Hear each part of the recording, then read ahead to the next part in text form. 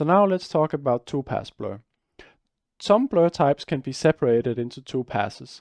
This goes for Gaussian blur and box blur, but it doesn't go for things like the triangular or the cross. It does in a very complicated version go for some things like bokeh, but we're not going to cover this here as it involves several extra passes and complex numbers. So the idea with the two-pass blur is that instead of trying to blur with one large square kernel, we first do a pass with just a 1 by, for example, 13 pixel kernel, and then we do one with a 13 by 1 pixel kernel. So this means we first do a blur in only the horizontal direction, followed by a blur in only the vertical direction. But because we're doing the second pass on top of the first pass, it gives the same result. The reason why we do this is because if you're doing a first pass with, for example, 13 pixels, that means you've done 13 samples for every pixel in your image. If you then do the second pass with another 13 pixel, that means you have now done 26 samples for one pixel in your pass. In contrast to doing 169. More samples, more time. So therefore, it's a blur technique you can use if you need your blurring to be done in real time as fast as possible. So we can see this in the intermediate buffer, like by clicking this one on, and if I just tweak back and forth with the kernel size, you can see it's only blurring in the vertical direction, and then when I click it off again, it will also blur in the horizontal direction. And as you can also see, it's fairly indistinguishable from using one large kernel. Of course, this one over here is just blurred by a 16 by 16 pixel. That's just been scaled up quite a lot. So yeah, you can fake it in some ways, but the two pass is good for very large kernels. Now let's have a look at the material. So once again, relatively simple looking material. We have a texture input, we get the dimensions of it, we use that to multiply up our UV coordinates and floor the value. In that way we get a pixel index, so we're going to be working with the load function instead of a sampler in this case. We have some inputs like kernel size and whether we're doing the horizontal or the vertical pass, and then the rest is implemented in HLSL. So first I want to say that there are some of these calculations that could easily have been done outside the shader. For example, if you really wanted some decent performance, you shouldn't really be calculating your kernel inside the shader. You should have calculated it outside and then piped it in the same fashion as we've done previously with either a texture or just a series of numbers. However, because I wanted you to be able to change the size of the kernel, I'm just doing the full calculation in here. Once again, we start by initializing some values. We're skipping finding the dimensions because we did that in a separate node right here. We then proceed to get a direction. So we say, well, we have an int3, which is like 3 integers, which is how we denote our indexes. And we then ask is horizontal, which is one of our inputs. And that is a scalar value that we have set to either 0 or 1. And so we ask, well, is it bigger than half or smaller than half? And depending on which one, we either get an integer that is 1 in x or 1 in y. So we can use this vector, multiply it with what iteration we've gotten to either get an offset that's going horizontal, in this case, or vertical.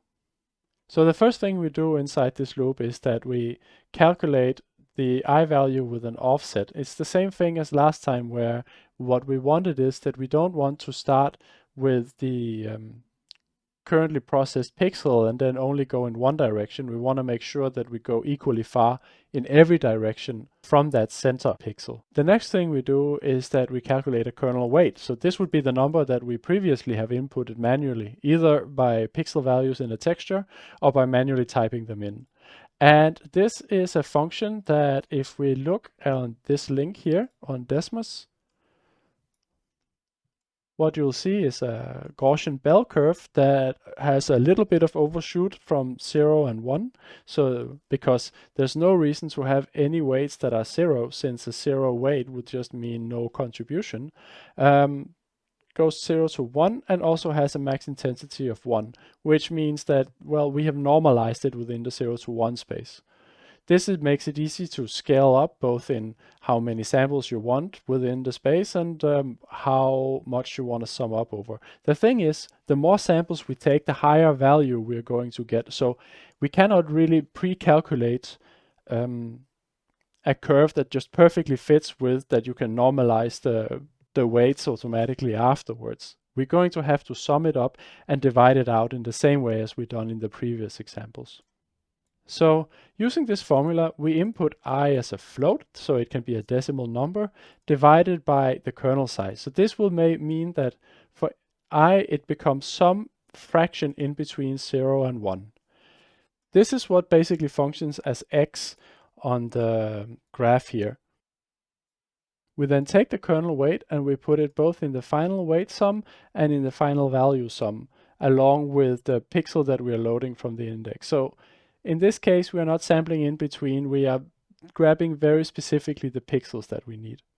After looping over all our cells in our kernel, we just divide the final value with the final weight, so we have normalized it down, so we do not get any increase or decrease in brightness, and then we return that value.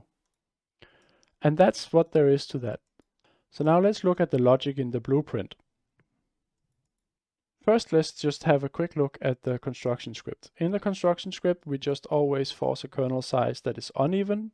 In the previous example, we had even kernel sizes, which is not ideal because then they're not centered on the currently processed pixel. However, here we can go ahead and every time you change the kernel size slider, well, you invoke the construction script and it then forces that value to be some value that is an uneven number. We then go ahead and create our render targets. We then create our material dynamic instances and we set the view material on the plane. So now to the actual meat of it. The render blur starts out with setting up the blur material. So we start out with making sure that we're rendering vertical first. So we set is horizontal to 0. We set our kernel size and we make sure to set our input texture on the blur material. We then set the render target that will be displayed on the plane. So the DMI view is the dynamic material instance that is assigned to the plane to show the result. And we can see here that either we can see the result or we can see the intermediate pass with the Boolean that's exposed for show intermediate pass. Next up, we draw to the intermediate buffer with the blur material here. And then after that, we change the input texture to be the render target that we have written to. And then we set is horizontal to 1 so that we blur in the other direction. The last thing to do is perform the horizontal blur, and because we have already set the render target buffer result to be shown on the plane, it will show up instantly. And that is how 2-pass Gaussian blur works.